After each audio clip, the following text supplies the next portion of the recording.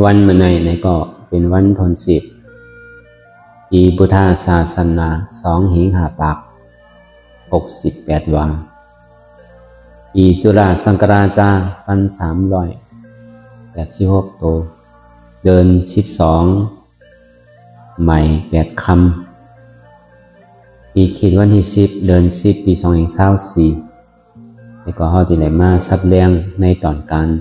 ตั้งตือกรรมอนัตตาวิปัสสนากรรมฐานปอกกรรมทน12ที่วัดอนัตตาหนองเขียวเอิงหวานลมดอยสะทงเว้งตะกิเล็ก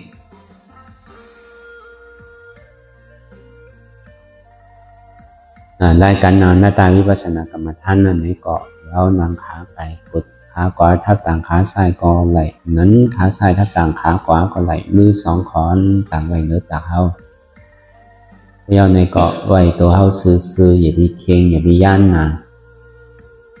พยายามในเกาะคือเฮาหลับหูเนื้อเปิดหูยานปิญญาหลับตาเนื้อเปิดตายานปิญญาอยากตัวดีมันน้อวิญญาณ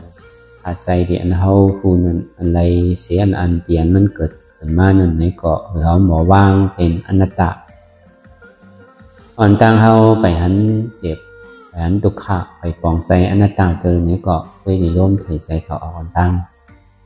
ถือใจเขายาวๆถือใจออกยาวๆถือใจเขาลึกๆถือใจออกลึกๆเขาเกิดออกตายเขาเป็นออกลูกป้องเกิดแบบตายไหนทำใจบางเขาตัวหลอกลายๆแค่เขามีงานตั้งหันสื่อใจงานตั้งวนสื่อใจหันสะพอที่มันอ่ำอุดตรงไหนตั้งแต่พบต่อไปกินไหนปนปีปนเลินปนวันมาต่อถึงมาเดียวไหน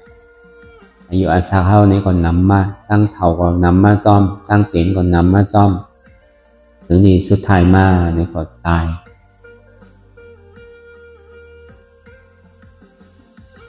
จงว่าอายุอาสาเขานำมาเลยมันติดหนุ่มมามันใจนำมาเลยยกป้นป้นเถามาเลยยกการนั่นสัมตีเกก็ทำใจทำนำมาซ่อมอันนี้ก็มันบอกนี้ลองว่าดูเขาเนี่ยห้อมอุปเปิงได้ห้อมสั่งมันได้ห้อมบังคับมันได้เพราะว่าเขาอุปเปิงได้จี้สั่งมันได้บังคับมันได้เนี่ยอย่าไปหือมันเถ่าอย่าไปหือมันเป็นอย่าไปหือมันตายหรือมันหนุ่ม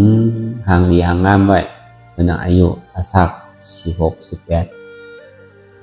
อย่าไปป่วนเลยนั่นมันทำเป็นได้มันกระสังไหลเพราะนั้น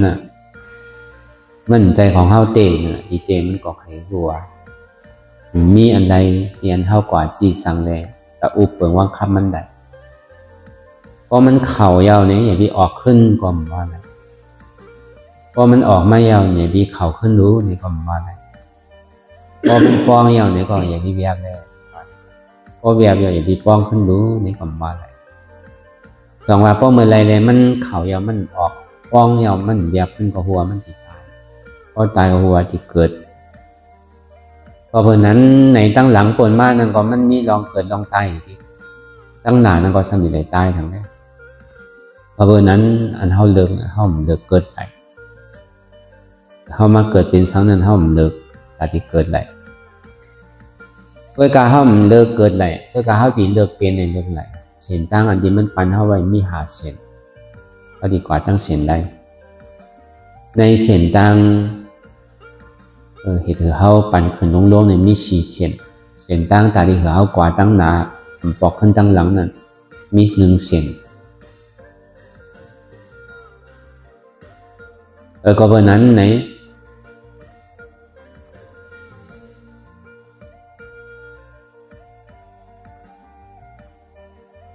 ก็เพราะสังไหนเลยโกนเนี่ยสำลงตั้งแต่ก็เพราะสังในโกนมันขึ้นตั้งเนื้ออันโลงเนี่ยมันหนำหนาวเมื่อกูปองในโลกเข้าล้อการเนี่ยมันหนังอนุรุทธะมันได้ตาจิกอยู่เพราะว่ามันหนังกว่ามันวนตัวขึ้นตั้งหลังในกำพาอันนี้มันอยู่มาแล้วโกนในเต็มกว่าทั้งเสียง ตีอยู่ตีเศร้านั่นตีให้ตีสอนเนี่ยพอเต็มกว่าตั้งสุดตาสุดตั้งสุดขอบสุดแหลมเนี่ยอันว่ามันมีโกนี่มันมีวะแต่อย่างในมือเหลียวในเนี่ยหึงพอเฮากว่านี่จะดีมี1 บาทหึงพอเฮากว่านี่ก็จะตีเหตุตีสั่ง1 ทีแต่อย่างมันซ้ำทีกันก็ประสังเดี๋ยวมันเป็นเช่นนั้นก็ในมีปองหนึ่งเนี่ยมันกว่าหันในเมืองนาลายเนี่ยเป็นกับคนยิ่งเสียว่ะคนใจสังเกตว่ะกูบอกแต่เขาเลยยินว่าอันในเมืองนาลายนั่นคนใจในน้ำเนี่ยนะเมืองผีเมืองสวรรค์นั่นคนใจสังเกตมียิ่งสำน้ำก็การอนุรุทธานั่นมันกว่าหันหมอหน้า6 ขุมหนึ่งเนี่ยเป็นกับคนยิ่งเสียว่ะคนใจทำมีว่ะพอวันนั้นไหนมันมาไหวสาเราถามพุทธาพระเป็นสาวเราก็เปิดสังขาอุณคำพระราเป็นสาวเมื่อปวดมากกูบอกนั่นกูเนี่ยมันเหตุว่าลองผิดศีลผิดธรรมเนี่ยแต่เดี๋ยวเอาอาสาคนตายก็มีว่ะแต่เดี๋ยวเราเอาโคของคนก็มีว่ะแต่ดีกว่ายาเก้าโผเก้าเมกันเนี่ยก็มันมีว่ะแต่ดีว่ากำเป็ดกำเหรียญนั้นก็มีว่ะแต่ดีกินเหล้าเมาหยานั่นในศีล5 เสียเนี่ยมันตึงจืนปอดเขาใสไว้ว่ะก็เพราะนั้นในโลกโลกาเท่านั้นทีไรก็เป็นหวานก้นเบื้องก้นทีไรก็เป็นที่อันเฮ็ดอันสามสุดขอดสุดแหลนก็เพราะกว่าทั้งไรก็มีหวานมีก้นเนี่ยเพราะเต็มกว่าเสียงก็เพราะทั้งก็เพราะมีศีลก็เพราะมีศีลแต่มันโดนตั้งแต่มันยังเป็นก้นนั่นแหละเมื่อกูบอกเนี่ยมันมีศีลมีธรรมว่ะในศีล5นั้นมันเป็นศีลของโกนโนศีลของกึกโลกกัมพาวะศีล5นั้นแต่พอมาเจนจาตัวดีๆเนี่ยก็เหลียวเตียนโหลมีหวานวะโหลมีเมืองวะโหลมีคอกวะโหลมีกากซ้อวะโหลมีกล่องวงจรที่ตัวชนะก็เพื่อหังก็เพื่อโกคนหลังนั่นน่ะอย่างนี้มีกากซ้อแทบไว้เมื่อกูบอกมันมีรู้คนหลักป้อมมีคนหลักก็มันโด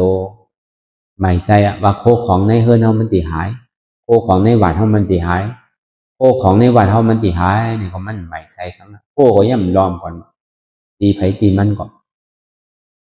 ก็เปว่าก้นหลักมันมีก็เปว่าก็ในอันขาอันแหมอันพันอันเจกกันอันนิจากันก็มันมี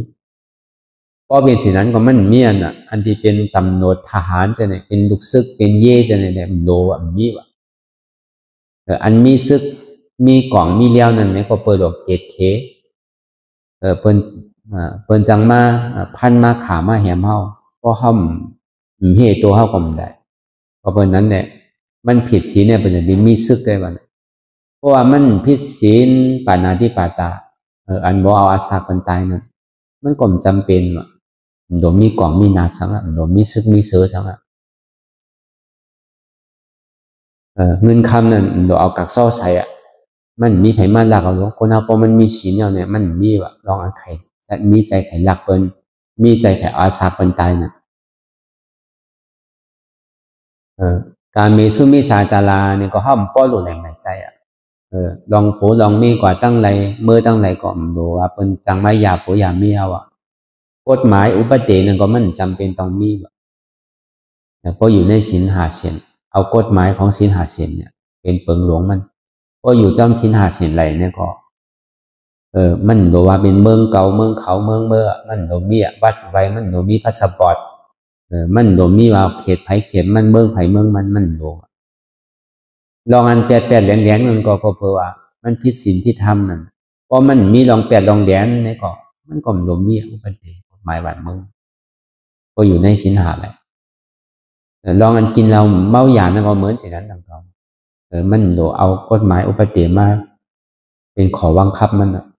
เอามาเจนจาตัวอย่างดีวนตัวอย่างดีเพราะพอมันอยู่ในศีล5อะไรเนี่ยเมืองไหนวะเมืองหนาวะเป็นคอกวะเป็นอุปเตเป็นกล่องเป็นนาเนี่ยมันโลมีอ่ะเมื่อกูบอกเนี่ยมันมีขุนจักรวรรดิเนี่ยนะเอาศีล5 พอถึงศีลพอมันเอาศีล8มาเนี่ยนะเครื่องจักเนี่ยมันอยู่ในเหนือกลางหาวพอมันดีกว่าทั้งไรเนี่ยก็อันนั้นมันดีมากขึ้นขี่เครื่องจักแต่ก็กว่ากูตีกูตั้งแหละใครกว่ามึงผีก็แหละใครกว่ามึงตั้งนี้ตั้งนาก็พอวนของมือถึงลำเดียวแล้วก็เป็นนั้นเนี่ยพอมาเจนจ้าตัวยินดีเนี่ยพอพอมันอยู่ในศีลศีลหาศีลอะไรพอหวานเมืองก็พอกัดเย็นตัวเขาก็พอกัดเย็นหวานนั้นก็กัดเย็นเมืองนั้นก็กัดเย็นทีไรก็กัดเย็นอำนวยว่าศีลต่างเสือต่างรองเตอก็เปิดก้นเขามันมีศีลเลยมากูปองเนี่ยก้นเนี่ยเต็มกว่าใส่เสียงเตียนอยู่เนี่ยมันมีหวานก้นมีว่าในโลกกำพร้าเนี่ยว่าทั้งไรก็เป็นกระหวานก้นเมืองก้นเป็นกระอันเป็นเหตุเป็นปลูกเป็นสอบให้เสียงว่าก้นเนี่ยมันน้ำหนาวถึงไหวมาเหียงซ้ำเมื่อเหลียวในเหตุสังก้นมันซ้ำเกียขนาดใบช้าถึงบุญคำพระราเป็นเจ้าเขาดีเตก็เจ้าอนุรุทธาเขาหูอยู่ก้อยกาแต่อันยามมันเจ้าที่คึดพุทธาพระราเป็นเจ้าเขานี่มันเป็นไหนรู้พระพุทธเจ้าเขานั้นมันหูมนน่ะอันใดหูมีก็เปิดมือเหลียวในก้นเขาเนี่ยมันเฮ็ดที่ศีลพิธรรมเลยก็เปิดนั้นแหละพอมันพี่เดียวเนี่ยพอมันตายกว่ามันก็ตกน้าลายมันขึ้นมาเกิดเป็นก้นขึ้นมาน่ะก็บอกว่ามันเฮ็ดผิดศีลเนี่ยสังว่ามันตายกว่าเนี่ยก็มันมาเกิดเป็นก้นหนูดีกว่ามันกว่าตั้งไรวะก็ตายก้นก็ขึ้นเกิดเป็นก้นขึ้นดีกว่าก็เปิดนั้นแหละก้นเนี่ยมันหนำด้วยกับมือเดียวเนี่ยมันใจอย่างนั้นนะมันใจมือเดียวต่างเกมือพระพุทธเจ้าเขายังตื่นอยู่เศร้า2 หิ้งปีไปนะก็ยังเป็นสิ่งนั้นอยู่แล้วก็เปิดว่าเฮ็ดลองตั้งอากุโสเราอะมันนอทุจะเลิก3วจีทุจะเลิก4กายทุจะเลิก3ย้อนเปิดว่าเฮ็ดอากุโสเลยมันจึงที่ลงตั้งไตอยู่ในวันอยู่ทั้งเมืองไตในหนาโลก28 หมอนั่นพอแจกเพลมีทั้งหลายหมอกันแล้วก็เปิดเฮ็ดลองตั้งเมิกเหตุการนำดี3เปิงลาดำดี4เปิง4ภาการยก็วนเช่นจ้าอันนำดีนั้นมันมี4ภาการ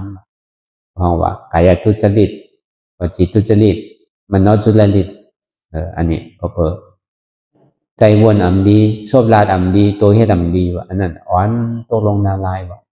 ก็เปิดเฮ็ดลองตั้งเมิกลองตั้งอำดีเลยมันจะดีลงกว่าตั้งไตวะก็เปิดอำเฮ็ดวะอำเฮ็ดสังเนี่ยอำเฮ็ดลองตั้งดีวะมีศีลมีธรรมสมถะวิปัสสนาก่อมเฮ็ดก่อมจ้างตื้อกรรมสูงกว่าอยู่พิศีลพิธรรมกว่าเฮ็ดกว่ากาวากาเป็นมีศีลมีธรรมก็เบอร์ว่าเฮ็ดลองตั้งเบิก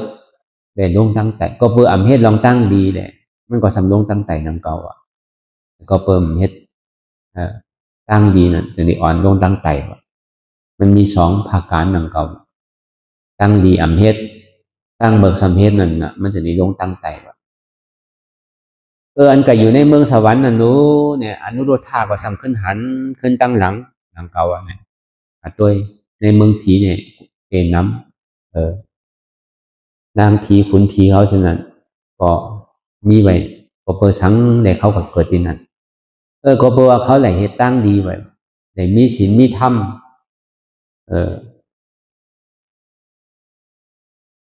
ไหลรู้ไหลต้านไหลมีศีลมีธรรมก็เปิดเหตุลองตั้งดีว่ะก็เปิดเหตุกายสุจริต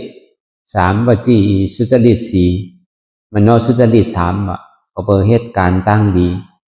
เจนจ้าบุญลองดีลาดลองดีเฮ็ดลองดีแหละมันจะได้ขึ้นปากเมืองสวรรค์ก็เปิดอำเฮ็ดว่ะก็เปิดอำเฮ็ดสังเนี่ย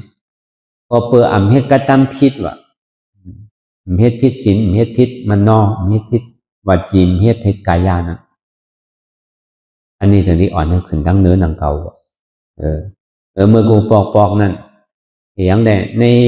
เมืองนาลายทางหมอนนั้นเป็นกับก้นยิ่งเสียงนะเมื่อป่วนมาหลายกำพาน่ะก้นยิ่งสำเป็นใหญ่วะเมื่อคิงนั้น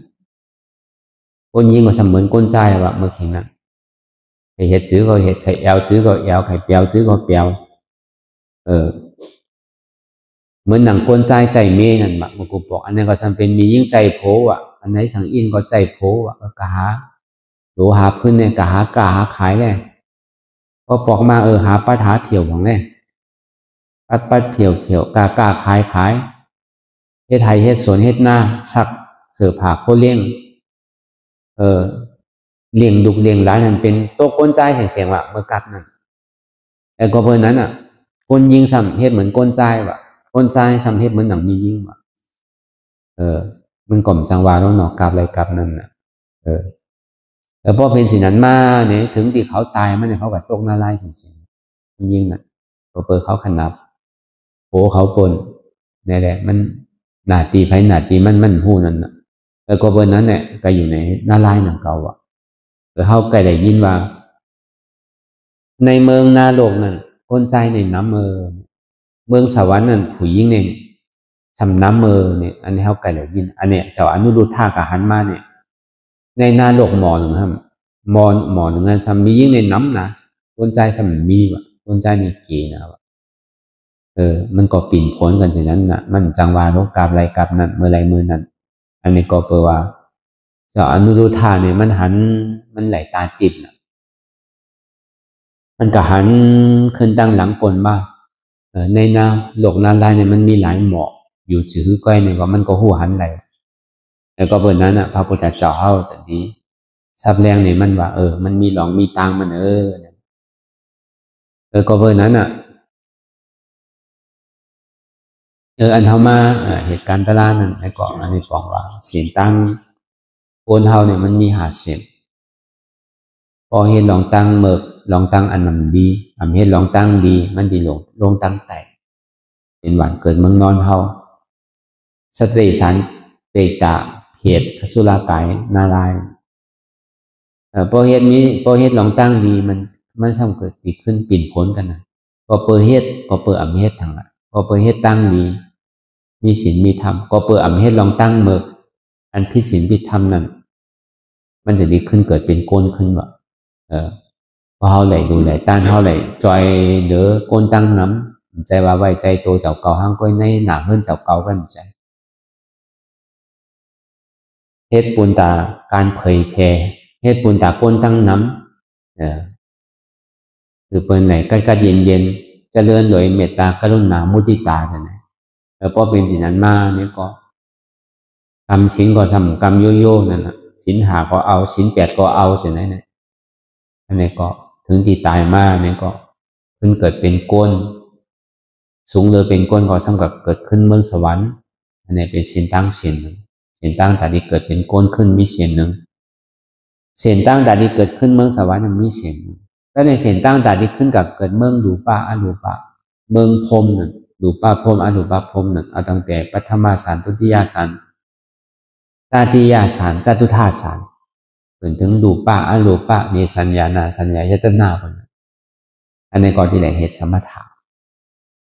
เอาสติอ่อนโหโทนะเอาสมาธิอ่อนโหโทนะของอนุสติ10อสุภา10ประแสง10พมาวิหาร4อารูป4อาราปฏิกุล1จ้ะในอันนี้ของสมถะทั้งหมดมีอยู่40นะพอเจริญสมถะนี่ก็มันก็ที่จะเป็นพรหมรูปะอรูปะด้วยกันมันเฮ็ดหยาบมันไหลหยาบเฮ็ดง่ายไหลหยาบไหลก็ทำลายคายง่ายนั่นนะเป็นสมถะวิปัสสนาทำเฮ็ดง่ายไหลง่ายเป็นง่ายไหลเอามันลายคายเพื่อการตามันติดปองใส่มันหยาบมันมีคนบอกเขานั่นนะพอมีคนบอกเอาง่ายออกในเส้นตั้ง4เส้นอธิวามันนั่นมันเป็นเส้นตั้งเกิดตายมันปนละสองว่าเขาเป็นก้นอยู่ปากก่อหินก่อหมื่นก่อแสนก่อก็ตายเป็นก้นยาวเนี่ยตาขึ้นเกิดเป็นก้นมี1ก่อเดี๋ยวเส้นนั้นบอกขึ้นดังไป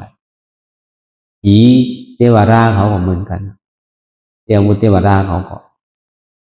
เขาตายอยู่ปากก่อหินก่อหมื่นก่อตาที่ปอกขึ้นมาเป็นก้นในที่มีหมอกก่อนหนึ่งเดี๋ยวเส้นนั้นบอกขึ้นอัปยาภูมิทั้ง4พรหมเนี่ยก็เหมือนกันดังเก่าตายอยู่ปากก่อหินก่อตาที่ปอกขึ้นมาเป็นก้นมี1ก่อเหลือเส้นนั้นกว่าขึ้นอัปยสีภูมิเสียงว่า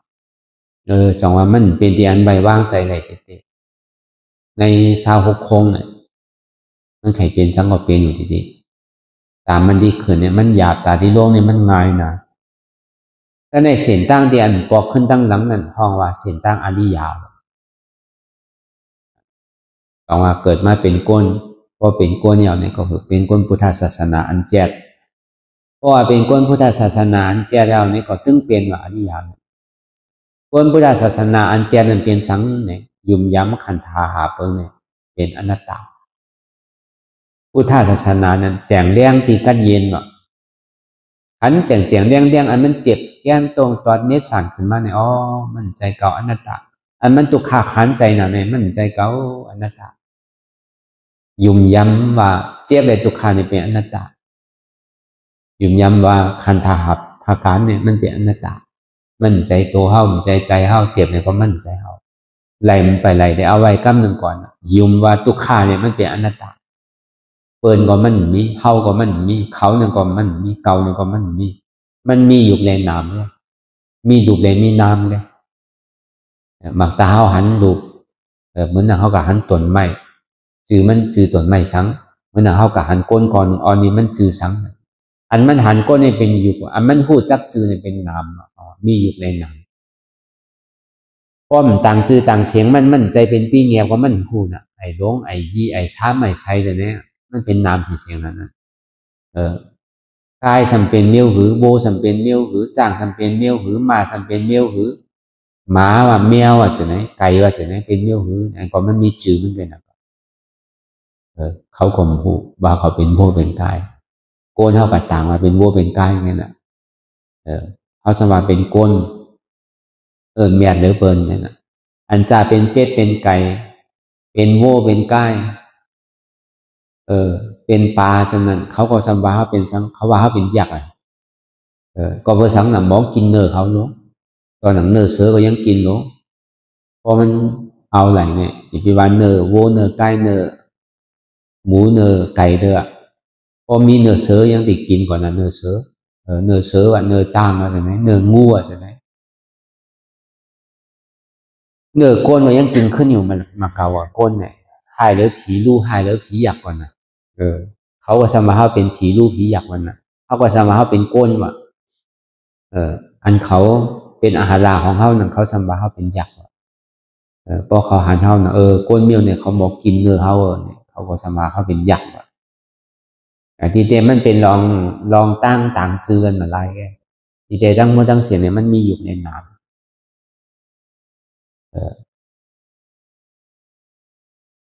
อันนี้บอกว่าเพราะเป็นพุทธศาสนาเนี่ยยุมว่าอันท่าหับเปิงเนี่ยเป็นอนัตตาพอยุมสิ่งนั้นที่เอาเนี่ยพอเขาพูดสักเหตุหักเหงามันเตียวเนี่ยพอเขาคู่อะไรสักเหตุหักเหงามันเนี่ยเอาเหตุหักเหงามันออกเอาเนี่ยก็มันก็เป็นอริยะในอินทรียาหาเปิงนั้นในแห่งหาภาการนั้นสัทธาอินทรียาสัทธาอินทรีเยวิริยะอินทรีเยสติอินทรีเยสมาธิอินทรีเยปิ่นอินทรีเยเป็นว่าแห่งหาภาการว่าเพราะว่ามันเต็มมากเมื่อไรเนี่ยก็มันถึงมันในหาเปิงหาภาการอันมันไปถึงเตอเนี่ยก็เปิงมันไปเต็มเตอในหาเนี่ยบางก็หาเนี่ยมันมี3 อันบางก็มันมี4 อันบางก็มี2 อันแค่มันเต็มหาอันนั้นแห่งหาภาการเนี่ยเป็นสื่อเนี่ยศรัทธาอินทรีย์เนี่ยเขามีแห่งศรัทธาเนี่ยแห่งศรัทธาสื่อแหละศรัทธาในพระพุทธเจ้าพระธรรมเจ้าพระสังฆเจ้าแต่ก็ในประมาณบนเขาก็อยู่มากกว่าไหวกูว่าอยู่รู้เขาก็ศรัทธารู้มันศรัทธาที่ไหนอันศรัทธาเมียวนั้นมันมั่นใจว่าศรัทธาพระพุทธเจ้าเท่านั้นก็เปิดพระพุทธเจ้าเท่านั้นเป็นเจ้าอนัตตาว่ะอันนี้มันเจ้าไหลตารามากกว่าไหลอนัตตาทำคำสอนของพระพุทธเจ้าเท่านั้นก็เป็นอนัตตาเจ้าสังฆาอริยาเขานั้นที่เขาพอจอดถึงที่เป็นอริยาพอจอดถึงอรัตถมรรคอรัตถผลก็เปิดหันอนัตตาพระราตราสังขารเนี่ยบอกว่ามันเป็นอนัตตาตัวเดียวเลยแต่ว่าอันเข้ามาให้การอนัตตาวิปัสสนานั้นนี่ก็คือเขายุ่มขันธาเปิงนั้นเป็นอนัตตาเตะมันใจของเขายุ่มมันกึ้มเป็นหรือเปล่า พอเฮานั่งกว่ามันว่าเป็นขาเฮาขามีเฮาพื้นนึ่งตรงจังนั้นอันเนี้ยบอกว่าเฮายุ่มเตะพอมันเจ็บมันกวนมันขึ้นมาเนี่ยเฮาซ้ำพื้นเฮาซ้ำนึงเนี่ยมันใจของเฮาเตะเฮายุ่มเตะมันยุ่มเตะพอยุ่มเตะเนี่ยมันดึงนึงพื้นตรงตึ้งคายละลายนั่นน่ะเนี่ยศรัทธาเนี่ยก็ศรัทธาตรงไหนมันเต็มมาอย่างนี้ซ้ำที่ไหนมีวิริยะทั้งหมดวิริยะอินทรีย์นั่นเหมือนเฮาเอ็นอ่านว่าเฮาติดนาง2 ชั่วโมงก็มันได้2 ชั่วโมงเอ็นอ่านว่าติดนาง3 ชั่วโมงนี่ก็เห็นได้3 ชั่วโมงเอ็นอ่านว่าตั้งแต่วันที่1ถึงวันที่11เนี่ยเป็นถือว่าตารางกันนี่คือลูกนี่ก็มันถึงขนาดอันนี้ส่วนที่ห้องว่าวิริยะอินทรีย์ว่าสติอินทรีย์อันเฮามันนั่งอยู่พอยามเดียวนั่นอย่าไปกลุ่มกาวนตั้งหลังตั้งหน้าพอเฮากลุ่มกาวนตั้งหลังตั้งหน้าจริงๆเนี่ยมันเป็นสติว่านะมันเป็นอาสติแปลละมันเป็นสมาสติมันเป็นมิจฉาสติแปลละมิจฉาสติเนี่ยมันก็วนตั้งหลังตามก็อย่าวนตั้งหน้ามันก็ถามว่ามันวนอยู่มือเลี้ยวอยู่มันใจมันเอาลองเก่ามาวนเจนจ้าเอาลองใหม่ที่อันนี้มันไปถึงเนี่ยมาวนเจนจ้าอันนั้นเป็นห้องว่ามันใจเป็นสติอินทรีย์มันเป็นมิจฉาสติแบบมันใจเป็นสมาสติสมาสตินั้นสติอินทรีย์นั้นคือตื่นหูโตไว้อยู่ในปัจจุบันของยามเดี๋ยวเดียวมันเกิดขึ้นมาอยู่ในกลุ่มกาวนตั้งหลังตั้งหน้าคือตื่นอยู่ข้าวยามอันเขาพึกกันอันเขาสอนกันนั่นน่ะอยู่ในกลุ่มกาวนตั้งหลังตั้งหน้าจริงๆมันมีเมื่อยาวเมื่อสุดเมื่อเสียงบอกสมาธิอินทรีย์เนี่ยมันเข้ามานั่งก่อนทั้งมันอย่าไปชันอย่าไปค้อนอย่าไปยกอย่าไปไข่อย่าไปนึงก็เอาขาลงก็เอาตั้งตัวซื่อๆอย่าไปเคียอย่าไปย่านอย่าไปสันก็สันมากอย่าไปค้อนก็ค้อนมากอย่าไปกลมตั้งหน้าปนอย่าไปปลายก็ตั้งหลังปนอย่าไปวิดซ้ายวิดขวาอย่าไปยกซ้ายยกขวาอันนี้ห้องว่าสมาธิอินทรีย์ว่ามันเหมือนเท่ากับไม่ที่มันงออย่างเขาหลบกำให้มันซื้อตัวเขาก็เหมือนสิ่งนั้นนะมันหลดซื้อไว้ถ่ายอะไรก็อย่าไปนักถ่ายอะไรก็อย่าไปเบาบางปอมันเจ็บมาทางซ้ายเขาสัมวิตมันมาทางขวาอย่างนั้นเพราะว่ามันเจ็บทางขวาเนี่ยเขาสัมวิตมันมาทางซ้ายเขาไปมันต้องว่าซ้ายก็อย่าไปขวาก็อย่าไปมันไขมาทางใดก็เขาอยู่ซื่อๆตัวมันน่ะแต่อันเท่านางภาวนานั้นอันนี้จะที่ห้องว่าสมาธิอินทรีย์ว่าปินอินทรีย์ว่าปินอินทรีย์นั่นก็เป็นสัมมาทิฏฐิสัมมาสังกัปปะสัมมาทิฏฐิสัมมาสังกัปปะตั้งหันจอบตั้งพิจารณาจอบหันมามั่นใจโตเฮามั่นใจเฮาเจ็บเนี่ยก็มั่นใจเฮาอันนั้นยกวิญญาณเวทนาสัญญาสังขารเนี่ยมั่นใจของเฮามันเป็นอนัตตาโผเกาเจ็บขาเกาเขินต้องเกาแก้นคนเกาเจ็บเกาเจ็บใช่ไหมโผมีขามีมือมีโตมีเข่ามีตองมีคนมีใจในก่อนมีเจ็บในก่อนมันใจหัวเกาขาเกามือเกาตัวเกาใจมันเป็นอนัตตาจังว่าทำนี่ก็หันเนี่ยนี่มันเป็นตัวสมาธิที่ทำใจก็คู่ว่ามันเป็นอนัตตาเพราะมันหือพื้นหือโตหือไข่หือได้เปิดตามื่นตามองขิงมองข้าวมองยามเนี่ยก็อำนึงอำพื้นอำโต้งอำไข่อำได้อำเปิดตามื่นตาอำมองขิงมองข้าวมองยามเป็นอนัตตาพอมันเจ็บมันแสบมันใหม่มันแก้มันแต้งมาติมาหัวใจเพราะไข่พูดไข่ขาดตายก็ตึงมันสิดีมันใจของใจเราตายมี2 ตายเพราะว่าก้นตายเนี่ยเป็นเทวบุตรเทวราชเพราะอัตตาตายนี่ก็เป็นอริยาไอ้ตายก็ปองมันซุ่มนั่นไว้ใจอย่างไรเนี่ยพอแห้งหาผักการนึงมันเต็มถั่วเหนียวนี่ก็กั้มเลยเขาอันมันนานเขาเนี่ยมันตึงขาดอะไรอันหนึ่งในกำลังหาผักการเนี่ยก็ท้องว่าอินทรีย์หาเปิงพระราหาโพธิปัจจยา37ปิดทำอริยาเจ้าวินเข้านิพพานทั้งหมดทั้งสิ้นมันมีสติปัฏฐาน4สมาปัฏฐาน4อิทธิบาท4พุทธังกา7อินทรียาหาพระราหะ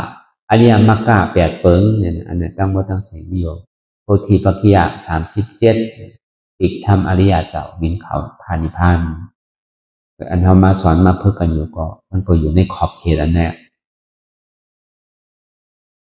ก็เพราะนั้นนี่แหละทำมีเขาบ่หันทำใจเขาบ่หูทำมีหันเจ็บแก้นตรงตอดนิสานสันไหวโคมไตไหมกัดอ่อนแข็งสู้ตุนจัดใหญ่จึงอยากเป็นลูกทำใจหูหัวอันเจ็บแก้นตรงตอดนิสานสันไหวโคมไตไหมกัดอ่อนแข็งสู้ตุนจัดใหญ่จึงอยากเป็นลูกเป็น